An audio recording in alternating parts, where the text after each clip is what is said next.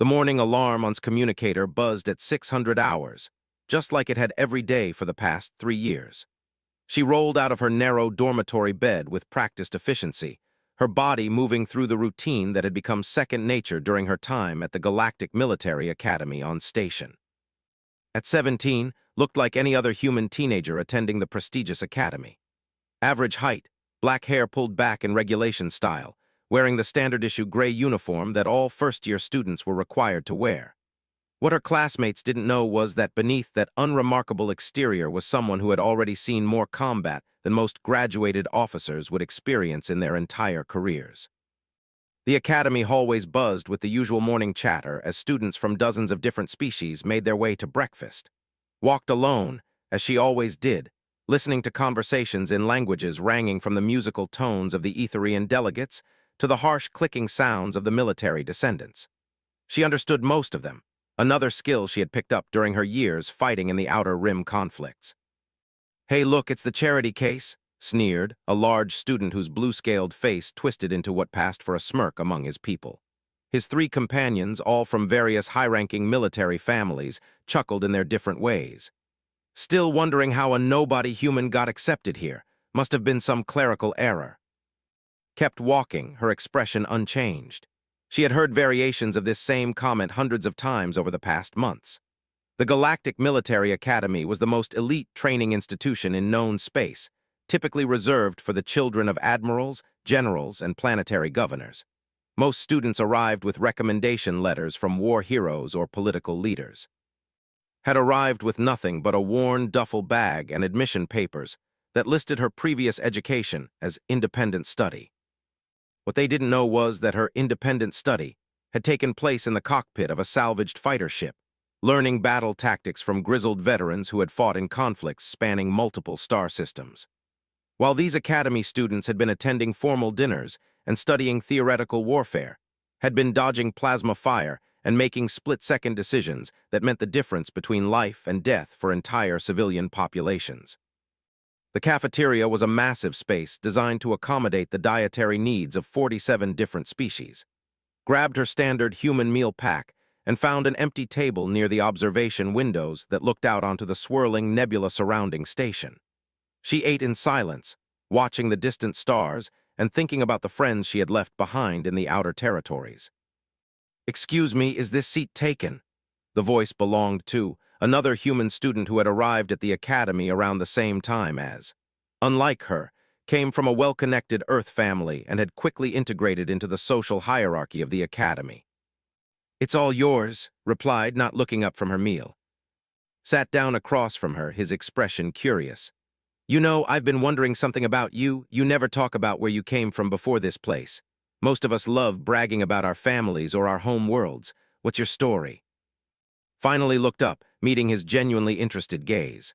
For a moment she considered telling him the truth, about the mining colony where she grew up, attacked by raiders when she was 14.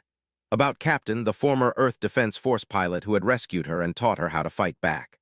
About the 3 years she spent as part of an irregular unit, protecting colonies that the official military couldn't or wouldn't defend. Instead, she shrugged. Nothing interesting, just a small colony world, nothing worth talking about. Before could respond, the Academy's announcement system crackled to life. All students report to Combat Simulation Bay 7 for today's tactical assessment. This is a mandatory evaluation that will count toward your final grades. The various students began filing out of the cafeteria, their conversations shifting to speculation about what type of simulation they would face. Combat assessments were serious business at the Academy. The scenarios were designed by actual military strategists and often replicated real battles that had taken place throughout galactic history. Combat Simulation Bay 7 was one of the largest training facilities on station. The room could generate holographic environments so realistic that students often forgot they weren't actually in combat. Today's assessment would test their ability to work as a team under pressure, something that would be crucial if they ever saw real military service.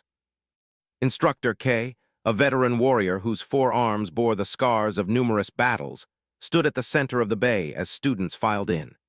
His reptilian features were set in the stern expression that had intimidated generations of academy trainees.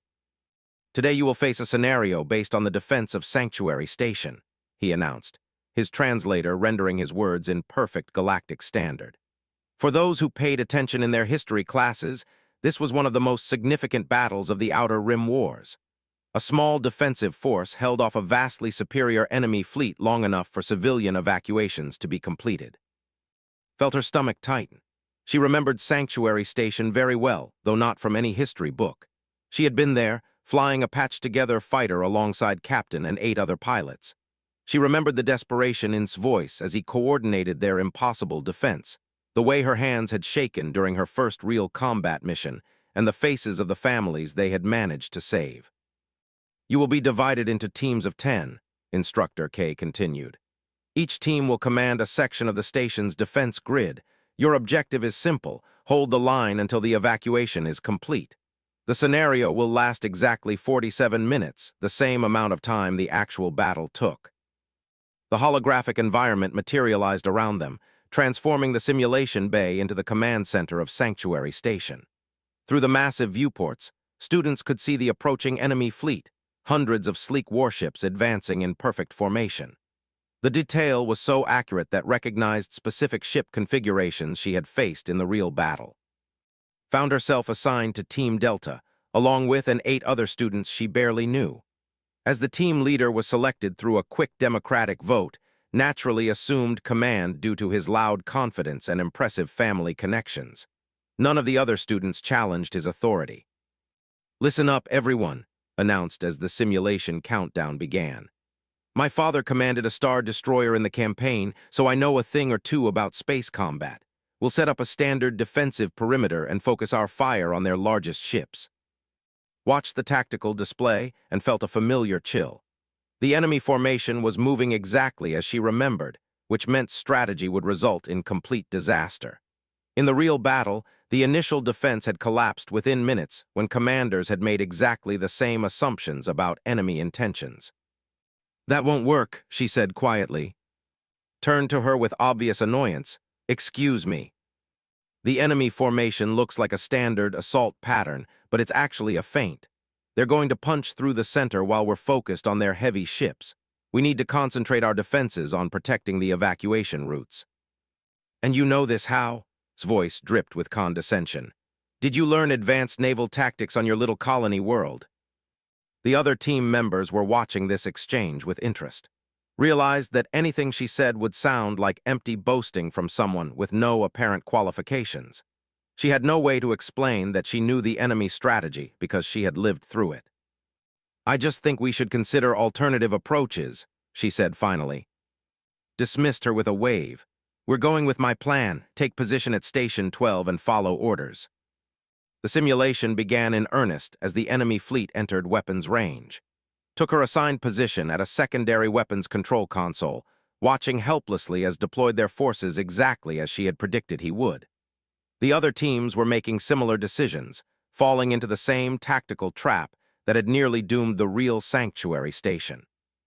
The first wave of enemy fighters screamed toward the station, their plasma cannons lighting up the space around them. Directed their defensive fire toward the obvious targets, the massive dreadnoughts that dominated the enemy formation.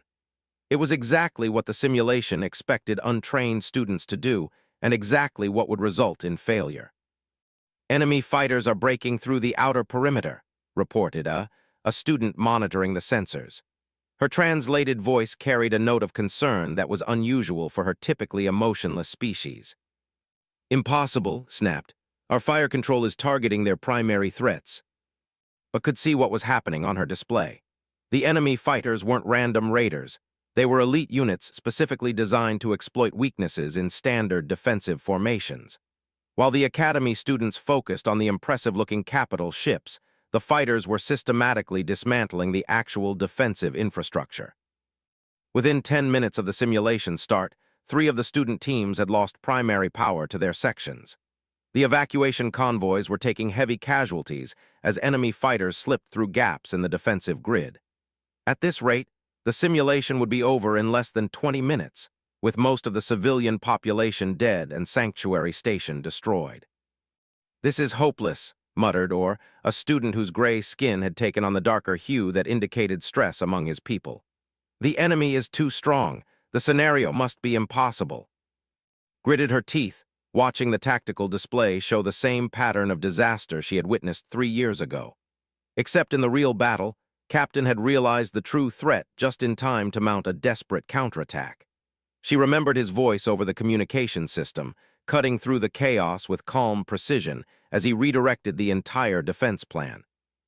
But she was just a first-year student with no apparent credentials. Anything she suggested would be dismissed as desperate guessing. She started to speak up anyway, then stopped as she realized what was really happening. This wasn't just a random historical scenario chosen by Instructor K. The specific details, the exact timing, even the enemy ship configurations, everything was too accurate to be coincidence. Someone knew about her involvement in the real battle of Sanctuary Station. Someone was testing her. She glanced toward the observation deck where the instructors monitored student performance. Instructor K was watching her team's section with particular interest, his alien features unreadable but his body language suggesting intense focus. Standing next to him was someone she hadn't expected to see again, Captain, now wearing the uniform of a senior academy advisor. Their eyes met for just a moment across the simulation bay. His expression didn't change, but he gave her the slightest nod, the same signal he had used during their years together to indicate that she had permission to do whatever was necessary. Suddenly, everything made sense. Her mysterious acceptance to the academy despite having no official educational background. The way certain instructors had seemed to know more about her capabilities than her transcripts suggested. The carefully chosen scenario that perfectly matched her actual combat experience. The academy knew exactly who she was. The question was whether she was ready to show her classmates what a nobody from a colony world could really do when the stakes were high enough. Another alarm blared as Team Alpha lost their primary weapon systems. On the tactical display, could see that they had less than 30 minutes before total defensive collapse. She looked around at her teammates, all of whom were beginning to show signs of panic as their textbook strategies proved inadequate against a truly dangerous enemy. Was shouting orders that contradicted each other, his earlier confidence cracking under the pressure of watching his carefully planned defense fall apart. The other students were looking around desperately for guidance, realizing that their theoretical knowledge wasn't enough to handle this level of crisis. Made her decision. She stood up from her assigned console and walked over to the main tactical display, her movements calm and confident in stark contrast to the chaos around her. She said, her voice cutting through his increasingly frantic commands, "You need to let me take over the defense coordination." He spun around to face her, his scaled features flushed with anger and embarrassment. "Are you insane? You're nobody. You don't have any experience with this kind of situation." "Actually," replied, pulling up a detailed schematic of the enemy formation on her console, "I have more experience with this exact situation than anyone else in this room." She began highlighting weak points in the enemy attack pattern, her fingers moving across the controls with practiced precision. "The dreadnoughts aren't the real threat. They're too slow and obvious. The fighters are using a technique called neural swarming. They're coordinating their attacks to overwhelm our targeting systems. If we adjust our defensive grid to account for their actual approach vectors instead of their apparent ones, we can create interlocking fields of fire that will trap them." The other students were staring at her in amazement as she rapidly reconfigured their entire defensive strategy. Her analysis was detailed, sophisticated, and unlike anything they had learned in their theoretical courses. More importantly, she was explaining enemy tactics that weren't in any of their textbooks. "How do you know all this?" asked her translator, carrying a note of genuine curiosity. Paused for a moment, then decided there was no point in hiding the truth any longer. "Because I was here when this actually happened. 3 years ago, I was part of the irregular unit that defended Sanctuary Station. We lost 6 pilots and saved 40,000 civilians. The enemy used exactly these tactics, and we learned how to counter them the hard way." The simulation bay fell silent except for the sounds of distant combat and system alarms. Even was staring at her with his mouth hanging open. The idea that this quiet, unremarkable human girl had actual combat experience was so far outside their expectations that they were having trouble processing it. "That's impossible," said finally. You're 17 years old. The Outer Rim Wars ended 3 years ago. You would have been 14. 14 when my colony was attacked, confirmed, not taking her attention away from the tactical display. 15 when I learned to fly combat missions. 16 when I helped coordinate planetary defense strategies. 17 when the wars ended and I decided I wanted formal military training to go with the experience I already had. She looked around at her stunned teammates. We can continue this discussion later, or we can focus on keeping those civilians alive. But if we're going to succeed, we need to implement these changes right now. The window of opportunity is closing. For several seconds, nobody moved. Then I stepped forward and began inputting the tactical changes it outlined. The approach vectors check out, she reported. This formation should provide optimal coverage against fast-moving fighters. One by one, the other students began following directions. Even his pride clearly wounded, but his practical instincts taking over, started coordinating the implementation of her defensive strategy. Within minutes, their section of the defense grid had transformed from a failing standard formation into something much more sophisticated and effective. The results were immediate and dramatic. Enemy fighters that had been slipping through their defenses suddenly found themselves caught in carefully planned crossfire. The same tactics that had been devastating other student teams became predictable and manageable when the defenders knew what to expect. Team Delta to all units, said into the communication system, her voice carrying the calm authority she had learned from Captain. Enemy fighters are using coordinated swarming patterns. Adjust your targeting priorities to focus on their approach vectors rather than individual ships. Share your fire control data between teams to create overlapping coverage zones. From the observation deck, she could hear Instructor K speaking into his own communicator, probably alerting other instructors to what was happening. But she also noticed that Captain was smiling, the first time she had seen him truly pleased since their unit had been disbanded at the end of the war. The other student teams began implementing her suggestions, and the entire defensive situation started to shift. Where chaos had reigned minutes before, a coordinated and effective resistance began to take shape.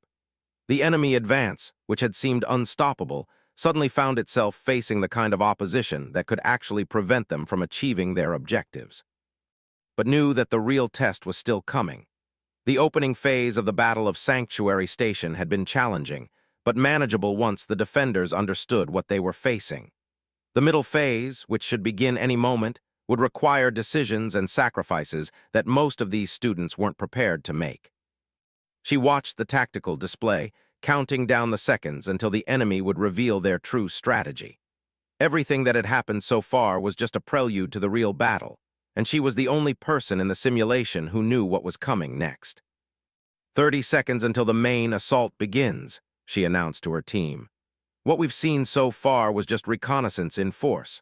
The real attack is about to start, and it's going to be unlike anything you've studied in your tactical courses.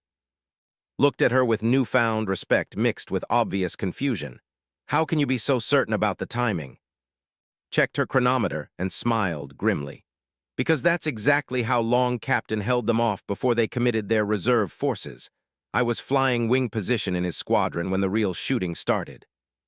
The simulation was about to show these academy students what actual warfare looked like when conducted by professionals who understood that losing meant death for thousands of innocent people.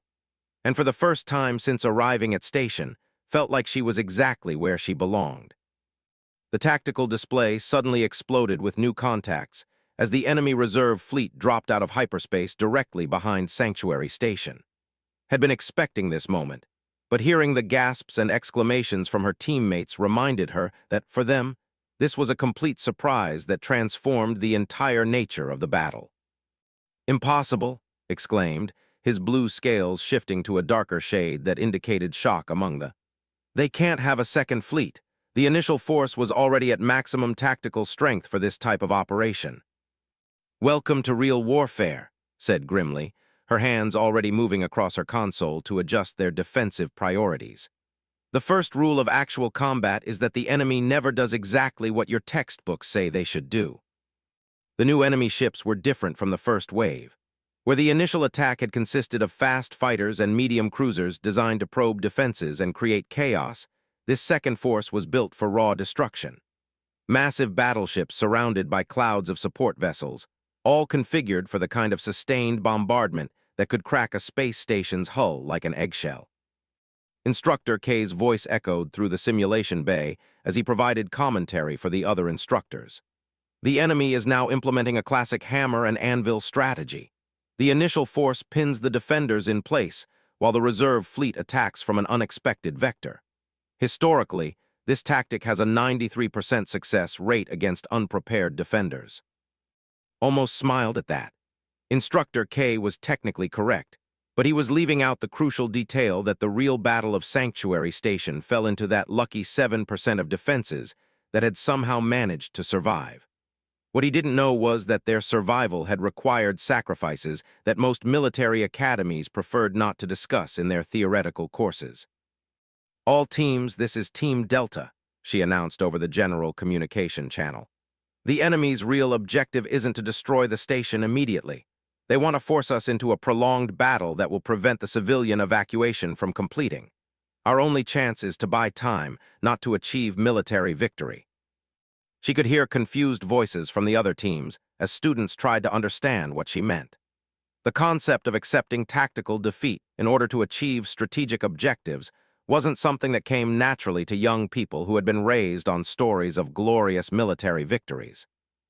"Team Delta, this is Team Alpha Leader," came a voice she recognized as belonging to Thane Reeves, a human student whose father commanded an entire sector defense fleet. "Our analysis indicates that we should focus our firepower on the enemy's command ship. If we can eliminate their leadership, the attack might collapse." Shook her head even though Thane couldn't see her gesture. "Negative, Team Alpha. The enemy command structure is distributed across multiple vessels specifically to prevent that kind of decapitation strike.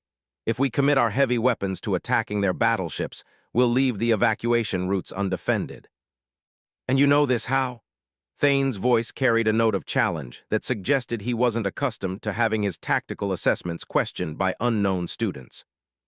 Before could respond, the enemy's true strategy became apparent. Instead of immediately attacking the station's defensive systems, the new fleet began deploying specialized jamming ships designed to disrupt communications between the station and the evacuation convoys. Within seconds, the carefully coordinated civilian withdrawal began to fall apart as transport ships lost contact with their escorts and navigational guidance systems.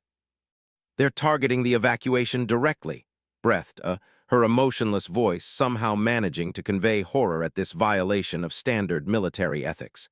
"They're intentionally attacking non-combatant vessels." His jaw tightened as she watched the tactical display show evacuation transports coming under direct fire. This was the moment she had been dreading, the point where the simulation would force them to confront the same impossible choices that real warriors faced when civilian lives hung in the balance. "All teams, emergency redeployment," she announced, her voice carrying the absolute authority she had learned from watching Captain in similar situations. "Abandon defensive positions around the station perimeter. Every available ship needs to provide escort coverage for the evacuation convoys." "That's suicide," protested. "If we abandon our defensive positions, the enemy will destroy the station." "The station doesn't matter," replied, already redirecting their weapon systems to provide cover for a transport convoy that was taking heavy fire from enemy interceptors. "Sanctuary Station is metal and electronics. It can be rebuilt. Those civilian transports are carrying 40,000 people who can't be replaced if we let them die." She could hear arguments breaking out over the communication channels as students from different teams debated whether to follow her unorthodox strategy. Everything in their training told them that abandoning defensive positions was tantamount to admitting defeat, but knew that sometimes the only way to win was to accept losing everything except what truly mattered. "Team Delta to all units," she continued, her voice cutting through the confusion. "I need volunteers for close escort duty. Fair warning, the ships we're trying to protect are slow, barely armed, and loaded with families. The enemy knows this, and they're going to throw everything they have at us. Some of us aren't going to make it back." The communication channels fell silent as students processed what she was asking them to do. This wasn't a theoretical exercise in tactical maneuvering anymore. She was asking them to voluntarily enter a situation where their simulated deaths were not just possible but probable. Team Alpha volunteering for escort duty, came Thane's voice after a long pause. We'll take the convoy heading toward Jump Point Charlie. Team Beta accepting escort assignment, added another voice. We'll cover the transports moving through the asteroid field. One by one, the other teams volunteered for evacuation duty, abandoning their prepared defensive positions to provide protection for the vulnerable civilian ships. Felt a mixture of pride and heartbreak as she watched these pampered academy students voluntarily choose the same path that had cost 6 of her friends their lives 3 years ago. The next 20 minutes were absolute chaos as the battle dissolved into dozens of individual running fights throughout the sanctuary system. Enemy fighters pursued the evacuation convoys through asteroid fields, nebula clouds, and the debris fields of destroyed ships. The academy students, most of whom had never experienced anything more challenging than controlled training exercises, found themselves in life-or-death situations that tested every limit of their courage and skill. Team drew escort duty for the largest convoy, a collection of massive transport ships carrying nearly 8,000 civilians. The enemy had concentrated their most effective attack units against this group, correctly identifying it as the most valuable target. Within minutes of engaging the enemy escorts, Team Delta was down to 6 operational ships. "I'm hit," came Or's voice over the communication system, his calm finally cracking under the stress of simulated combat. "Engines are down, life support failing." Watched her tactical display as Or's ship began tumbling out of control, enemy fighters moving in to finish him off. In a real battle, she would have ordered him to abandon ship and hoped that someone could pick him up later. But this was a simulation where death meant failure, and failure meant letting down teammates who had trusted her judgment. "Break formation and cover Or's withdrawal," she ordered. "You're with me. We're going to punch through their fighter screen and take out that cruiser that's been coordinating their attacks." It was a desperate plan that violated every rule of safe tactical engagement she had learned at the academy. 2 fighters against a heavily armed cruiser surrounded by escort craft was the kind of suicide mission that textbooks specifically warned against attempting, but had learned long ago that sometimes the only way to save people was to risk everything on moves that looked impossible on paper. Ship fell into formation beside hers as they accelerated toward the enemy cruiser. His voice came through the communication system, stripped of its usual arrogance and filled with something approaching respect. "I owe you an apology. I thought you were just some colony nobody trying to act important. I was wrong." "Save the apologies for after we survive this," replied, dodging a stream of plasma fire from an enemy interceptor. "Right now I need you to stay focused and follow my lead. We're going to do something incredibly stupid and hope it works." They dove through the enemy fighter screen like missiles, using the larger ship's bulk to shield them from defensive fire. Fingers flew across her controls as she calculated attack vectors and timing sequences that would give them a fractional chance of success against impossible odds. "There," she announced, highlighting a section of the enemy cruiser's hull on her targeting system. "That's their primary communications array. If we can take it out, their fighters will lose coordination and the convoy will have a chance to escape." "That's buried under 6 layers of armor plating," protested. "Our weapons don't have enough power to penetrate that kind of protection." "Not if we attack it directly," agreed. "But if we hit it from the right angle during a precision strike, we can create a resonance cascade that will overload their primary systems. I've seen it done before." She didn't mention that she had seen it done by Captain during a desperate attack against a pirate stronghold, and that it had required him to fly his ship so close to the target that the explosion had nearly destroyed his fighter as well. Some things were better learned through experience than through explanation. They streaked through the enemy defensive fire, their ships dancing around plasma bolts and missile strikes through a combination of skill, luck, and the kind of reckless courage that only emerged during true emergencies. Could hear breathing over the communication system, quick and shallow as he struggled to maintain formation while dodging attacks that would have destroyed them instantly if they had connected. "Now," shouted, releasing her entire payload of missiles at the precise moment when the cruiser's defensive systems were distracted by attacks from other directions. "Hit the same coordinates with everything you have." Their combined firepower struck the enemy cruiser's communications array in a perfectly synchronized attack that created exactly the kind of system overload had predicted. The massive ship's lights flickered as internal explosions cascaded through its electronic systems, leaving it temporarily blind and unable to coordinate its fighter escorts. The effect on the battle was immediate and dramatic. Enemy fighters that had been moving in perfect coordination suddenly began making individual decisions that contradicted each other. Attack formations collapsed as pilots lost contact with their command structure. The evacuation convoy, which had been under devastating coordinated assault, suddenly found itself facing disorganized opponents who were no longer able to concentrate their firepower effectively.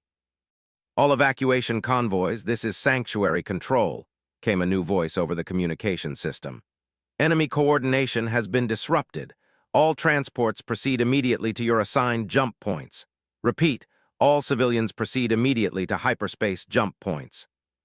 Watched her tactical display as the evacuation ships began accelerating toward safety, their defensive escorts finally able to provide effective protection against the now confused enemy forces. But she also noticed something that made her heart sink, the timer showing how long until the scenario would end. "We're not going to make it," she announced to her team. "The evacuation is succeeding, but we're not going to have enough time to get all the civilians to safety before the enemy regroups and destroys the station." It was the same cruel mathematics that had faced the real defenders of Sanctuary Station 3 years ago. They had managed to save most of the civilian population, but the cost had been the complete destruction of the station and the sacrifice of everyone who had stayed behind to ensure the evacuation's success.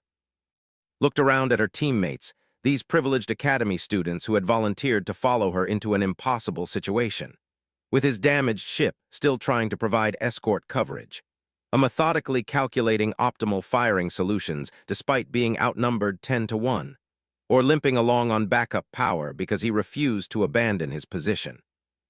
They didn't deserve to fail because of tactical realities that were beyond their control.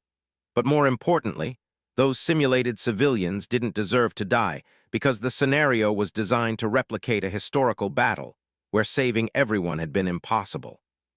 "I'm open to suggestions," she announced over the team communication channel. "We've got 6 minutes before the enemy command ship reestablishes control and 15 minutes before the last evacuation convoy reaches safety. The mathematics don't work in our favor."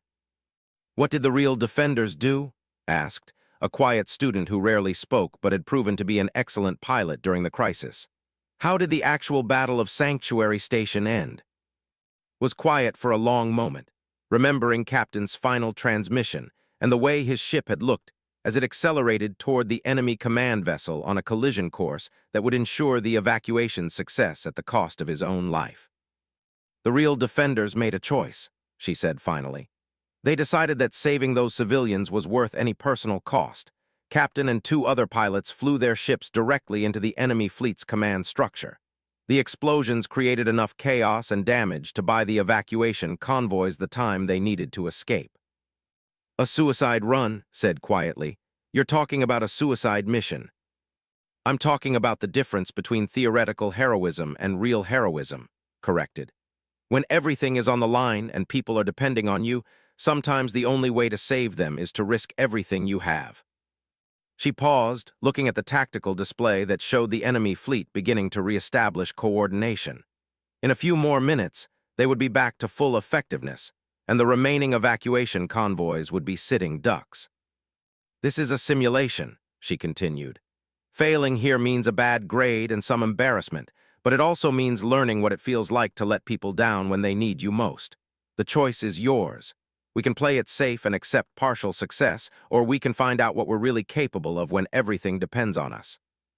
The communication channel was silent for nearly 30 seconds as her teammates considered what she was asking them to do. Finally, his voice came through, calm and determined in a way she had never heard from him before. "I've spent my whole life hearing about my father's military achievements," he said. "Maybe it's time to find out if I inherited anything besides his name and his expectations. I'm in." "As am I," added her emotionless translator somehow conveying absolute resolve. "The mathematics of survival are irrelevant if the alternative is witnessing genocide." One by one, the other team members volunteered for what everyone understood was likely to be a one-way mission. Even Orr, whose ship was barely functional, insisted that he could still contribute something meaningful to the attack. Felt a mixture of pride and terror as she realized that these pampered academy students were displaying the same kind of courage that had motivated the best warriors she had known during the real war. They might be inexperienced, but when the situation demanded it, they were capable of the same sacrifices that real heroes had made. "All right then," she announced, beginning to plot attack vectors toward the enemy fleet's command structure. "We're going to do something that the Academy probably doesn't want us to learn. We're going to find out what it really means to be soldiers." From the observation deck, she could see Instructor K speaking urgently into his communicator, probably debating with his superiors about whether to allow the simulation to continue. Captain was still watching intently, his expression unreadable but his body language suggesting that he approved of what was about to happen. "Team Delta to all units," announced over the general communication channel. "We are beginning final assault on enemy command structure. All remaining teams provide maximum cover for evacuation convoys. Do not attempt to follow us or provide assistance. Your job is to make sure those civilians get home safely." She looked around at her teammates one last time. These people who had started the day as strangers and rivals, but were now about to risk everything for the sake of people they had never met and would never see again. "Remember," she told them, "we're not trying to win a military victory. We're trying to buy time for other people to live. That's the only victory that really matters." And with that, Team Delta accelerated toward the enemy fleet's heart, 6 small fighters against impossible odds, carrying the hopes of 40,000 civilians who depended on their willingness to sacrifice everything for the chance that others might survive. The final approach toward the enemy command fleet felt like flying through the heart of a star. Plasma fire from dozens of defensive positions created a web of deadly energy that no rational tactical analysis would recommend attempting to penetrate, but had learned long ago that rationality and heroism were often mutually exclusive concepts. "Stay tight on my wing," she instructed her team as they dove through the increasingly dense defensive fire. "Don't try to engage individual targets. Our only objective is to reach that command ship before they can reestablish fleet coordination." Her tactical display showed a countdown timer that had become the most important number in the simulation. 4 minutes until the enemy fleet would regain full operational control. 4 minutes to cover 3,000 kilometers through the most heavily defended space in the scenario. 4 minutes to accomplish something that military textbooks would classify as impossible. But had seen impossible things accomplished before. She had watched Captain and his squadron perform miracles through a combination of skill, determination, and the kind of reckless courage that only emerged when people were fighting for something more important than their own survival. "Incoming missiles bearing 27 Mark V, announced, his voice maintaining its characteristic calm even as proximity alarms screamed through their communication system. Checked her scanner and felt her heart skip. The enemy had launched a coordinated missile barrage specifically designed to eliminate their small formation before it could threaten the command ship. 16 guided warheads were converging on their position, each one capable of destroying a fighter with a single hit. "Evasive maneuvers, pattern Delta 7, she ordered, throwing her ship into a spiraling dive that would take them closer to the enemy fleet, but might allow them to use the larger ship's bulk as cover from the incoming missiles. What followed was 3 minutes of the most intense combat flying any of them had ever experienced. They twisted through the spaces between enemy battleships, using momentum and desperate creativity to stay ahead of weapons systems that were designed to eliminate much larger and more heavily armed opponents. One by one, the incoming missiles either lost target lock or detonated harmlessly against enemy ships that were accidentally caught in the crossfire. But the cost was becoming evident on tactical display. Ship had taken a glancing hit that had disabled half of his weapon systems, or was flying on backup power after her primary engines had been damaged by shrapnel from a near miss. Or's already compromised vessel was holding together through what appeared to be pure stubbornness and emergency patches. 2 minutes to target, announced, watching the enemy command ship grow larger on her display. It was a massive vessel, easily 10 times the size of anything else in their fleet, bristling with defensive weapons and surrounded by escort ships specifically positioned to prevent exactly the kind of attack they were attempting. Kame's voice, his usual arrogance replaced by something approaching wonder. I need to ask you something. In the real battle, when Captain made his final attack run, did he know he was going to die? The question caught her off guard, forcing her to remember details she had spent 3 years trying to forget. His final transmission, calm and professional as always, even as his ship accelerated toward certain destruction. The way he had looked at her during their last face-to-face conversation, knowing that one of them might not survive the day. He knew, she said finally, but he also knew that those civilian transports were carrying families with children who deserved a chance to grow up. He made his choice based on what was most important to him. "And what about you?" I asked, her emotionless voice somehow managing to convey deep curiosity. "What choice are you making today?" Looked at her tactical display, where the enemy command ship loomed larger with each passing second. Behind them, she could see the last evacuation convoys accelerating toward the safety of hyperspace jump points.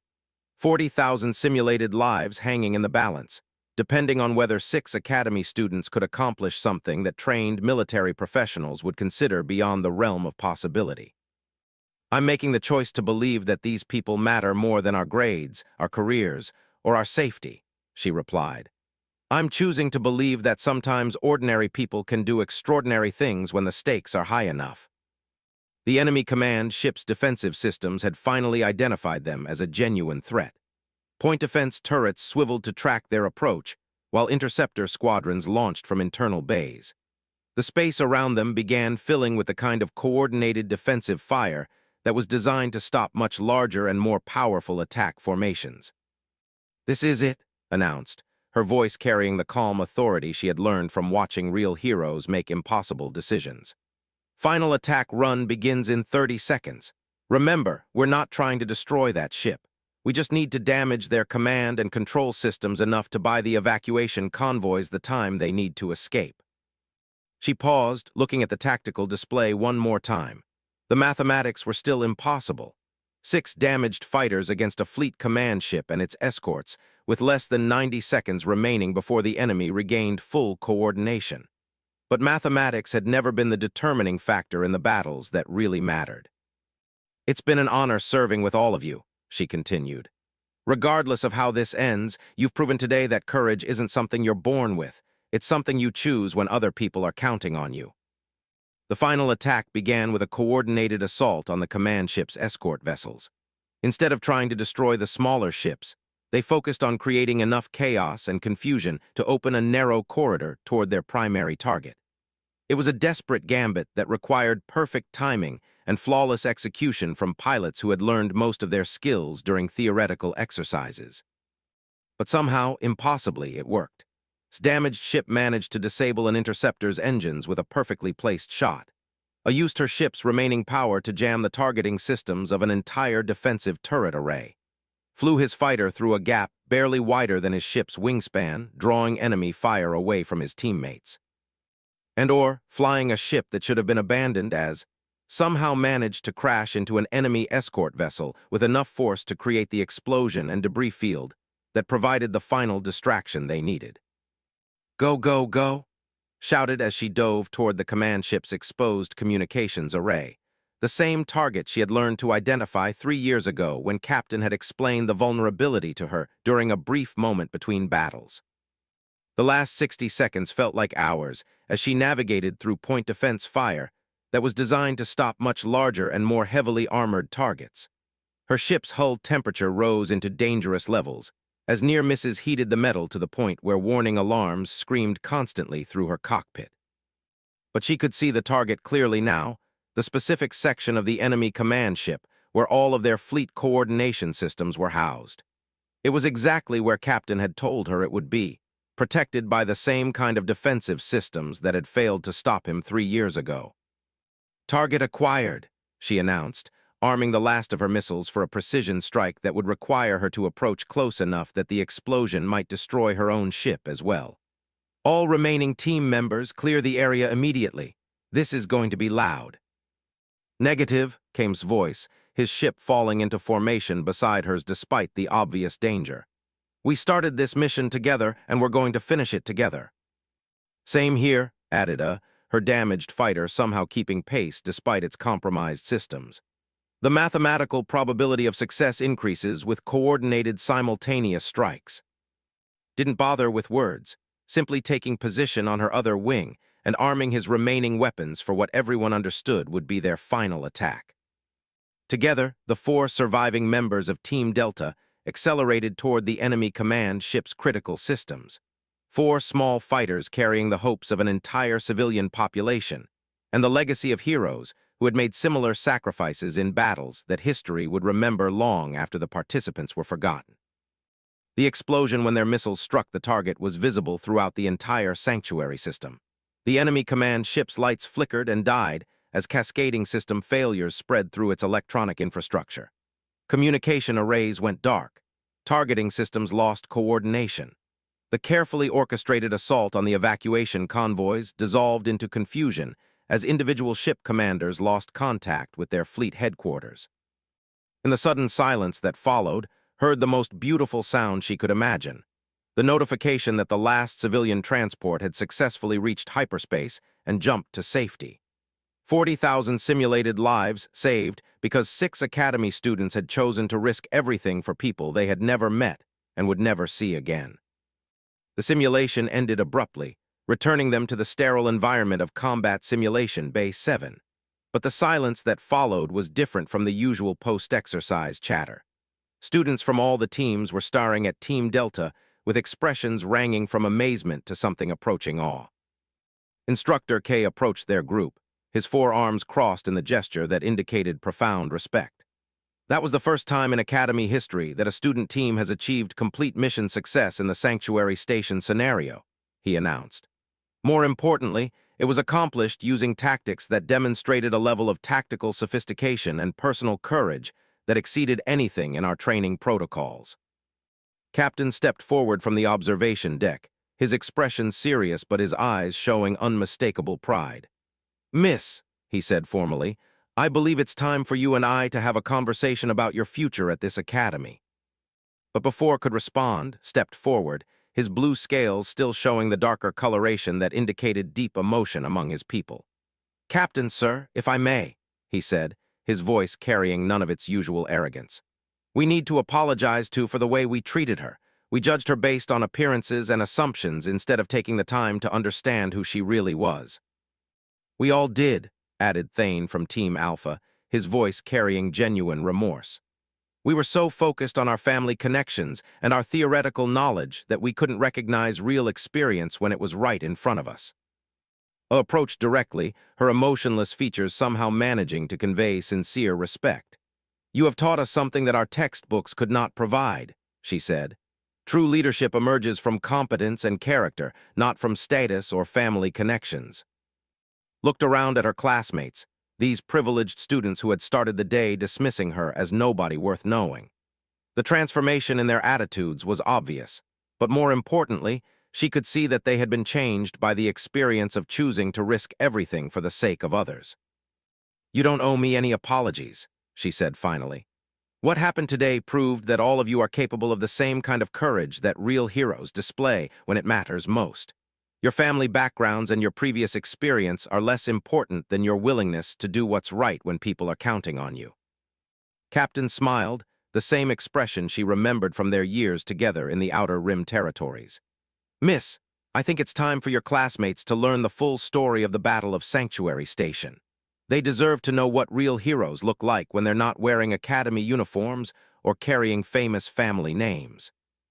As the other students gathered around, eager to hear the true story of the battle they had just simulated, realized that something fundamental had changed during those intense 47 minutes of combat. She was no longer the nobody from a colony world trying to fit in at an elite academy. She was a veteran warrior who had found her place among people who understood what it meant to fight for something greater than themselves. But more importantly, her classmates had discovered something about themselves that no amount of theoretical training could have taught them. They had learned that heroism wasn't inherited or purchased or earned through academic achievement. It was chosen moment by moment, when people decided that other lives were more valuable than their own comfort or safety. The Academy of Station would never be the same, and neither would any of the students who had discovered what they were truly capable of when everything was on the line. 6 months later, When the Galactic Military Academy published its annual report, the Sanctuary Station simulation would be listed as one of the most successful training exercises in the institution's history.